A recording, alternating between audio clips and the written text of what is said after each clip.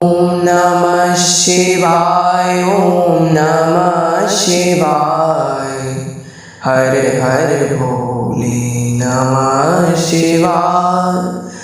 ओम नमः शिवाय, ओम नमः शिवाय, हर हर भोले नमः शिवाय। नमः शिवाय, ओम नमः शिवाय। बोले उमापति महादेव की जय, बोले भक्तवत्सल भगवान की जय, बोले माता भगवती की जय। तो भक्तों, जिस प्रकार पूर्व सत्र में हमने ये जाना कि हमने कल श्री नंदी भगवान के अवतार की कथा और पिप्पलाद भगवान के अवतार की कथा जानी, जिसमें पिप्पलाद भगवान के अवतार की कथा में हमने ये जाना कि किस प्रकार पिप्पलाद भगवान ने शनिदेव के अहंकार का नाश किया, मतलब उन्हें एक सीख दी, और इसके पश्चात उन्होंने नंदी अवतार भी ग्रहण किया भगवान भोलेनाथ ने। तो आज हम शनिदेव से संबंधित कुछ कथाओं के बारे में जानेंगे, किस प्रकार शनिदेव का जन्म हुआ, किस प्रकार शनिदेव एक ग्रह किस प्रकार बने। इन सारी कथाओं में हम आज अग्रसर होंगे। लेकिन उससे पहले यदि आपने हमारे चैनल को अभी तक सब्सक्राइब नहीं किया है तो प्लीज़ हमारे चैनल को सब्सक्राइब कर लें। तो आइए शुरू करते हैं।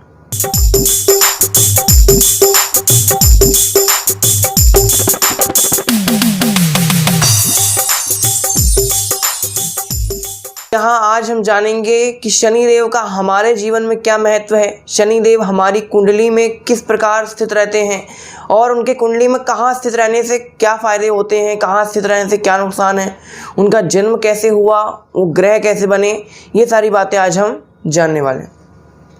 तो पहले हम जानते हैं उनके जन्म की कथा। कोई भी वंश प्रारंभ होता है तो वो ब्रह्मा जी से प्रारंभ होता है, सभी जानते हैं। तो ब्रह्मा जी के पुत्र हुए श्री मरीचि मुनि, मरीचि मुनि के पुत्र हुए श्री कश्यप, कश्यप जी ने 13 विवाह किए। उन 13 विवाहों में से उनकी पहली पत्नी थी श्री माता अदिति। अदिति माता के गर्भ से 12 आदित्यों का जन्म हुआ, जिनमें से एक हैं श्री विवस्वान यानी श्री सूर्य नारायण भगवान। सूर्य नारायण भगवान का विवाह श्री संध्या माता के साथ हुआ और संध्या माता के साथ उनका अब जीवन व्यतीत हो रहा था। संध्या माता से उनको 3 संतान होते हैं, उनमें से 2 होते हैं पुत्र और 1 होती है पुत्री। 2 पुत्रों में से एक पुत्र का नाम है श्राद्ध देव मनु, जिनके वंश के बारे में जाना था, जो सूर्य वंश के नाम से भी प्रसिद्ध है, जिसमें इक्ष्वाकु और राम जी का जन्म हुआ। तो श्राद्ध देव पहले पुत्र। दूसरे पुत्र हुए श्री यमराज भगवान। यमराज श्री सूर्यनारायण भगवान के पुत्र हैं, जिनको मृत्यु के देवता भी कहा जाता है और उनको धर्मराज भी कहा जाता। तीसरा संतान हुई उनको एक पुत्री रत्न, जिनका नाम था यमुना, जो आज वृंदावन दिल्ली आदि में बहती हुई भगवान को अति प्रिय है। भगवान श्री कृष्ण को श्री यमुना नदी अतिशय प्रिय है, वही यमुना नदी है सूर्यनारायण भगवान की पुत्री। तो ये थी उनकी संध्या नामक पत्नी से 3 संतान की उत्पत्ति। अब यहाँ जैसा कि हम सब जानते हैं कि सतयुग के समय, पहले के ज़माने में जो देवता थे उनके लिए कई सारे यज्ञ हुआ करते थे, और पूर्व समय में इंद्र और सूर्य, इन दोनों के लिए बहुत ज़्यादा ही तरह से यज्ञ होते थे। सूर्यनारायण भगवान के लिए और इंद्र के लिए तो खूब अलग अलग प्रकार के यज्ञ होते थे। अब यज्ञ होते तो देवताओं को उसका भाग पहुँचता कि भाई यज्ञ हुए हैं तो देवताओं को उनका फल पहुँचेगा। देवताओं को फल पहुँचता तो देवताओं का जो तेज था वो बढ़ने लगा, तो सूर्यनारायण भगवान का भी तेज बढ़ने लगा। अब सूर्यनारायण भगवान का तेज बढ़ने लगा तो उनकी संध्या नामक जो पत्नी थी वो उनके तेज को सह नहीं पा रही थी, उनके साथ रह नहीं पा रही थी, उनके साथ शयन नहीं कर पा रही थी, उनके साथ वो एक घर में नहीं रह सकती थी, इतना तेज बढ़ गया था। तो उन्होंने ऐसा विचार किया कि मैं कुछ समय के लिए कहीं चली जाऊं, कुछ तपस्या करूं जिससे मेरे अंदर उनके तेज को सहने की शक्ति आ जाए। तो मैं तपस्या करके उनको तेज को सहने की शक्ति प्राप्त कर लूं, ऐसा विचार किया। फिर संध्या माता ने ऐसा विचार किया कि मैं अगर तपस्या करने चली गई तो मेरे जो संतानें हैं, जो सूर्यनारायण भगवान हैं, वो मेरे बिना रह नहीं सकते। तो मेरे बिना कैसे रहेंगे? वो खाना कैसे खाएंगे, वो भोजन कैसे प्राप्त करेंगे। तब संध्या जी ने अपनी परछाई, छाया अपनी जो परछाई थी उसको अपने शरीर से अलग किया और एक स्त्री की उत्पत्ति कराई जो बिल्कुल दिखने में संध्या माता जैसी थी। संध्या माता से छाया माता ने पूछा कि देवी आपने मुझे क्यों उत्पन्न किया है, क्या प्रयोजन है। संध्या माता ने कहा मैंने आपको इसलिए उत्पन्न किया है क्योंकि मैं अब कुछ समय के लिए तपस्या करने जाऊँ, और तपस्या करने जब तक मैं जाऊँगी, जब तक मैं तपस्या करूँगी, उस काल में आपको मेरे पति, मेरे पुत्रों का, मेरी पुत्री का ध्यान रखना होगा। उन्हें भनक भी नहीं लगनी चाहिए कि मैं उनसे दूर गई, आपको उनके साथ रहना होगा। वो संध्या माता की परछाई थी और परछाई में कोई प्रभाव नहीं पड़ता, चाहे जितना तेज हो, चाहे जितना कुछ भी हो। इसलिए संध्या माता ने उसको छोड़ दिया क्योंकि वो सूर्यदेव के तेज को जो थी वो सह सकती थी। अब यहाँ पर संध्या माता अपने पिताजी के पास जाती हैं। पिताजी उनसे कहते हैं कि तुम जाओ तपस्या करने। तब वो तपस्या करने के लिए घनघोर वन में जाती हैं संध्या माता। अब घनघोर वन में गई। अब वो ये जानती थी कि जो सूर्य नारायण भगवान का जो तेज है वो सभी जगह व्याप्त होता। सूर्य नारायण भगवान का एक भी ऐसा कोना नहीं जहाँ सूरज की किरण न पहुँच सके। तब संध्या माता ने विचार किया कि अगर मैं किसी जंगल में खुले में अगर मैं तपस्या करूँगी तो सूर्य नारायण भगवान मुझे ढूंढ लेंगे, पहचान लेंगे। तो उन्होंने एक घोड़ी का रूप बनाकर तपस्या करनी प्रारंभ की। अब यहाँ समय व्यतीत होता है, संध्या माता अपनी तपस्या में लीन है। छाया माता सूर्यनारायण भगवान के साथ उनके पुत्रों का पालन पोषण कर रहे हैं। अब यहाँ वो जो संध्या माता के पुत्र थे वो छाया माता अपने ही पुत्र जैसे उनका पालन पोषण किया करती थी। कुछ समय व्यतीत हुआ। अब छाया माता गर्भवती होती हैं। उनके गर्भ में अब एक बालक आने वाला था। अब जब एक बालक आने वाला था तब वो उनके अपने बालक के प्रति ज़्यादा ममता होती है, दूसरे के बालक के प्रति कम ममता होती है। तो अब यहाँ छाया माता भेदभाव करना प्रारंभ कर दी। अपने बालकों में और उनके बालकों में भेदभाव करना प्रारंभ कर दिया उन्होंने। यमराज को, श्राद्ध देव को और यमुना को ज़्यादा प्रेम नहीं करती। अपने जो गर्भ में बालक था उसको ज़्यादा लाड प्यार करती थी। श्राद्ध देव मनु तो कैसे भी करके ये बात सह गए, लेकिन यमराज को ये बात अच्छी नहीं लगी। यमराज ने पिताजी से कहा कि पिताजी माता का आजकल व्यवहार अच्छा नहीं है। तो सूर्यनारायण भगवान से ने कहा कि संध्या, भाई वो तो जानते हैं कि वो संध्या है, उनको तो ये लगता है कि वो संध्या है, उनको क्या पता कि वो तो छाया है। उन्होंने कहा संध्या तुम्हारा इस प्रकार अपने पुत्रों के प्रति पृथक व्यवहार जो है वो अच्छा नहीं है। तुमको अपने सभी पुत्रों के प्रति एक प्रकार के भाव रखने चाहिए। अब यहाँ पर जो छाया माता थी उन्होंने ज़्यादा बात को ध्यान नहीं दिया और वो वहाँ से चली गई। यहाँ सूर्यनारायण भगवान ने भी ऐसा विचार किया कि पहले तो संध्या मेरे करीब आने से डरा करती थी, वो मेरे तेज को सह नहीं सकती थी, अब वो मेरे तेज को कैसे सह रही हैं। तो उन्होंने ये विचार किया और जो छाया माता थी उनको बुलाया और कहा कि तुम सच सच बताओ नारी, तुम कौन हो? तुम मेरी संध्या नहीं हो सकती क्योंकि मेरी संध्या जो है वो मेरे तेज को सह नहीं सकती और तुम मेरे तेज को सह पा रही हो, तो तुम हो कौन? तब छाया माता ने सच सच बताया कि मैं आपके पत्नी की प्रतिच्छाया यानी परछाई हूँ। छाया, मुझे आपके पुत्रों और आपकी सेवा करने के लिए रखा गया था। इससे सूर्यनारायण भगवान क्रोधित होते हैं बहुत, और सूर्यनारायण भगवान छाया माता का परित्याग करते हुए संध्या माता की खोज में पूरे पृथ्वी मंडल पे घूमते हैं। पृथ्वी मंडल में घूमते हैं, लेकिन जो संध्या माता थी वो घोड़ी के रूप में थी, उनको प्रत्यक्ष रूप में दिख नहीं रहा सूर्यनारायण भगवान को। अब यह जब छाया माता का परित्याग कर दिया सूर्यनारायण भगवान ने, तब छाया माता संध्या माता के पास जाती। उनको तो पता है कि वो कहाँ है क्योंकि वो उन्हीं की छाया है। तो वो संध्या माता के पास जाती और संध्या माता से कहती हैं कि सूर्यनारायण भगवान आपको ढूंढ रहे हैं, अब अपने असली रूप में आ जाइए। आपने कई वर्षों तक तपस्या कर ली, अब आपके अंदर वो तेज आ गया है कि आप सूर्यनारायण भगवान के तेज को सह सकती। उन्होंने कहा ठीक है। अब यहाँ जो सूर्य भगवान थे उन्होंने संध्या माता को ढूंढ लिया। जब वह असली रूप में आ गई तब उन्होंने देख लिया और ढूंढ लिया। अब ढूंढ लिया तो संध्या माता अभी थोड़ी देर पहले घोड़ी के रूप में थी, तब जो सूर्यनारायण भगवान थे वो भी घोड़े के रूप में ही आते हैं नीचे। अभी संध्या माता ने अपना असली रूप धारण कर लिया, लेकिन अब सूर्यनारायण भगवान घोड़ा बन गए। तब संध्या माता दोबारा घोड़ी बनी अब यहाँ ये जो दो घोड़े और घोड़ी यानी सूर्यनारायण भगवान और संध्या माता, अब ये दोनों विहार कर रहे हैं। विहार करते हैं तो संध्या माता की नासिका से दो पुत्रों की उत्पत्ति होती है, अश्विनी और कुमार। अश्विनी कुमार नाम के दो पुत्रों की उत्पत्ति संध्या माता के नासिका से हुई।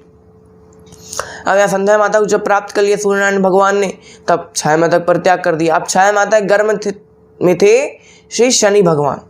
अब उन्होंने ऐसा विचार किया कि मैं सूर्यनारायण भगवान ने मेरा परित्याग कर दिया, मैंने जितने समय तक संध्या माता नहीं थी उनके पास, उतने समय तक मैंने किसी भेदभाव के बिना उनका पालन पोषण किया। पुत्र आ गया वो बात अलग है, लेकिन उससे पहले तो मैंने एकदम निश्चल भावना से उनकी पूजा की सेवा की, तो फिर उन्होंने मेरा परित्याग क्यों कर दिया। तो ये सोचते सोचते वो एक खंडहर में पहुंचती हैं। उस खंडहर में श्री शनि भगवान का जन्म होता है। शनि भगवान का जन्म होता है। शनि भगवान थोड़े बड़े होते हैं। अब बड़े हुए तब शनि भगवान ने पूछा कि मेरे पिताजी कौन हैं।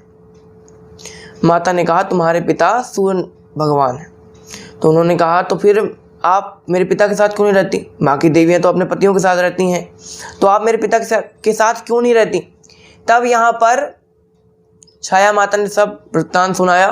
तब शनि देव ने ऐसा विचार किया कि मैं अपने पिता से प्रतिशोध लेकर रहूँगा। उन्होंने मेरी माता का परित्याग कैसे कर दिया, मैं उनसे प्रतिशोध जो है वो लेकर ही रहूँगा। यहाँ शनिदेव प्रतिशोध लेने के लिए सूर्यनारायण भगवान से उनके सूर्यलोक में पहुँचते हैं। सूर्यलोक में पहुँचते हैं तब सभी ग्रह बैठे हुए थे। अब सूर्यनारायण भगवान ने पूछा बालक तुम कौन हो। तब शनि भगवान ने बताया कि मैं आपकी परित्याग की हुई पत्नी श्री छाया माता का पुत्र हूँ, और मैं आपसे न्याय मांगने आया हूँ कि आपको मेरी माता को स्वीकार करना ही पड़ेगा, ग्रहण करना ही पड़ेगा। सूर्यनारायण भगवान ने कहा कि मैं ग्रहण नहीं करूँगा, और अगर मैंने तुम्हारी माता को ग्रहण कर भी लिया तो मैं तुम्हारे जैसे अहंकारी और क्रोधी पुत्र को ग्रहण नहीं करूँगा।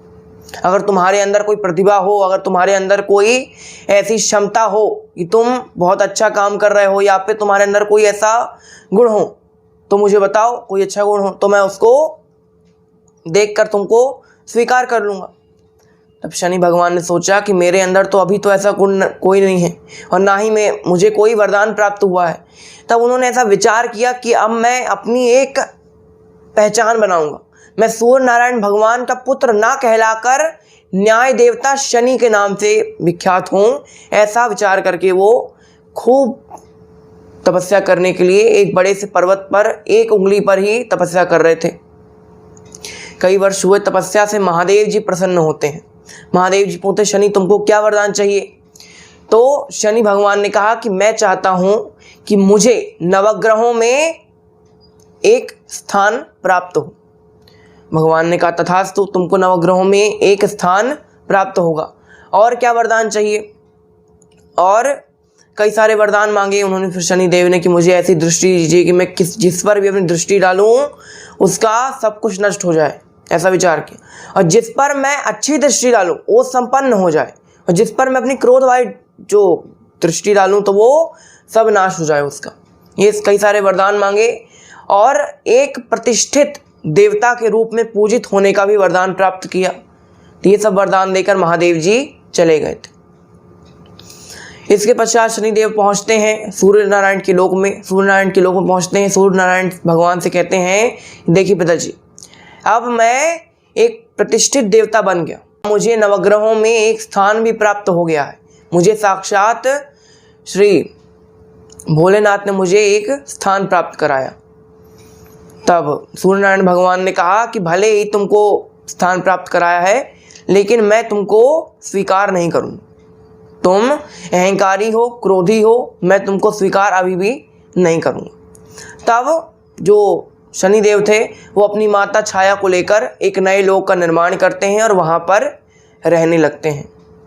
यहाँ शनिदेव के जन्म की कथा हमने जानी, किस प्रकार उनका जन्म हुआ और किस प्रकार उन्होंने वरदान प्राप्त किया महादेव जी से। महादेव जी से अब वरदान प्राप्त किया और महादेव जी पर ही उसका उपयोग किया था।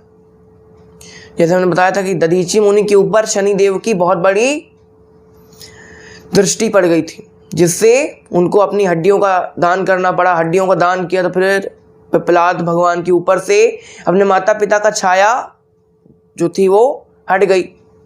अब यहाँ शनि का जब अंत करने जाते हैं पिप्पलाद भगवान, तब सारे जो 9 ग्रह थे, शनिदेव को छोड़कर बाकी जो सारे ग्रह थे वो सब शनिदेव के प्रोटेक्शन में खड़े हो जाते हैं।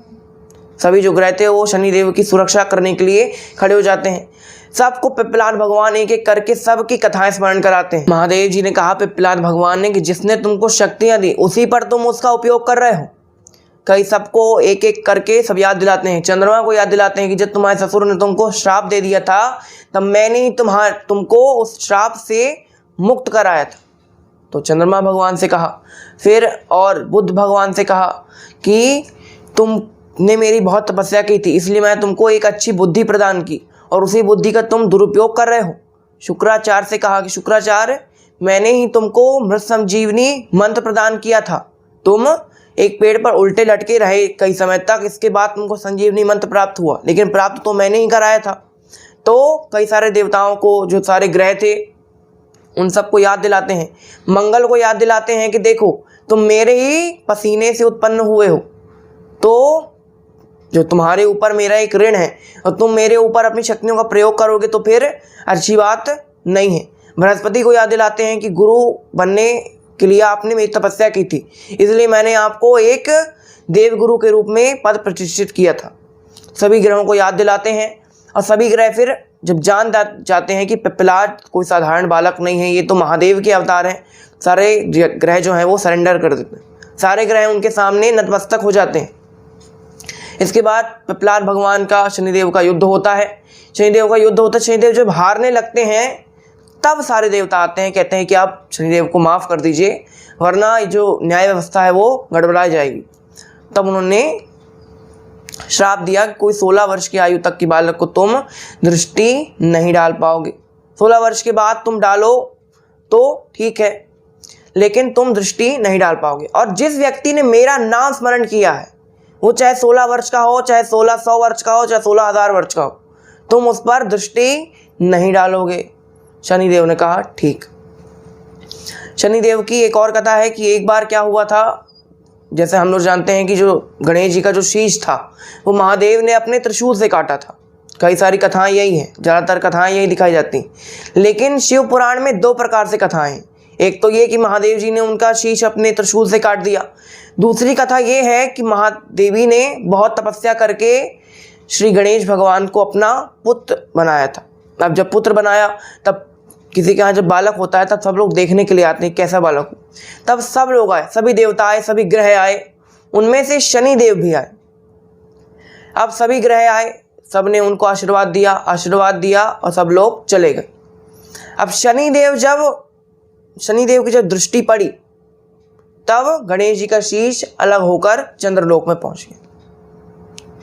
तो ये सब कल्प भेद के कारण होता है, कथाएं थोड़ी बहुत परिवर्तित हो जाती हैं। तो ये एक कथा है कि शनिदेव की दृष्टि के कारण जो गणेश जी का शीश था वो उनके धड़ से अलग हो गया था। फिर उनको हाथी का शीश लगाया गया, रावत का शीश लगाया गया। तो शनिदेव की ये सारी कथाएं हैं। तो जो एक न्याय के देवता हैं, एक रूप में हम उनको न्याय के देवता कहते हैं। एक तरह से देखते हैं कि वो दंड भी देते हैं और एक तरह से देखते हैं कि अगर वो दंड देते हैं, अगर बुरे लोगों को उन्होंने दंड दिया है तो अच्छे लोगों के लिए वो अच्छे कार्य भी करते हैं। तो ये हमने आज शनिदेव की जो चरित्र जाना। अब शनिदेव का हमारे जीवन में क्या प्रभाव पड़ता, हमारी कुंडली में क्या प्रभाव पड़ता। देखिए, हर एक ग्रह का अपना एक मित्र होता है। जैसे शनिदेव के 3 मित्र हैं, शुक्राचार्य, राहु और केतु। और जो सूर्य नारायण भगवान हैं उनके मित्र हैं चंद्रदेव, मंगल, बुध, गुरु। ये सब सूर्य नारायण भगवान के मित्र हैं और वो जो है शनिदेव के मित्र हैं। जब मित्र और मित्र एक घर में रहते तब तो ठीक रहता है, लेकिन अगर मित्र और शत्रु एक घर में हैं, कुंडली में कई सारे घर होते हैं, तो उनमें अगर मित्र और मित्र एक घर में बैठे हुए हैं तब तो ठीक है, लेकिन अगर मित्र और शत्रु एक घर में बैठे हैं तब परेशानी होती। अगर मित्र और शत्रु एक घर में बैठे हुए हैं तब तो आपके जीवन में कुछ ना कुछ हेरफेर होने ही वाली। तो शनिदेव का आपके जीवन में क्या महत्व होता है। शनिदेव अगर सूर्य नारायण भगवान के साथ बैठे हुए हैं, अगर भगवान ना करे अगर कभी बैठे हों, अगर शनिदेव सूर्य नारायण भगवान के साथ बैठे हैं आपकी कुंडली में, मतलब जान लीजिए कि आप आपके जीवन में संकटों की बौछार होती रहे, कभी आपका जीवन शांति से नहीं व्यतीत होगा। सुख आएंगे लेकिन ज़्यादा समय के लिए नहीं आएंगे, क्योंकि सूर्य नारायण भगवान और शनिदेव में पट्टी नहीं है, वो एक साथ रहते भी नहीं है। हम लोग कैलेंडर में देखते हैं ना, सूर्य नारायण भगवान का नाम एकदम ऊपर तो शनि भगवान का नाम एकदम नीचे, दोनों का एकदम साथ में नहीं रखते। अगर साथ में आ गए तो आपका जीवन तहस नहस कर देंगे। और अगर इस बात के लिए आपको बचना है तो फिर कई सारी पूजाएं भी होती हैं।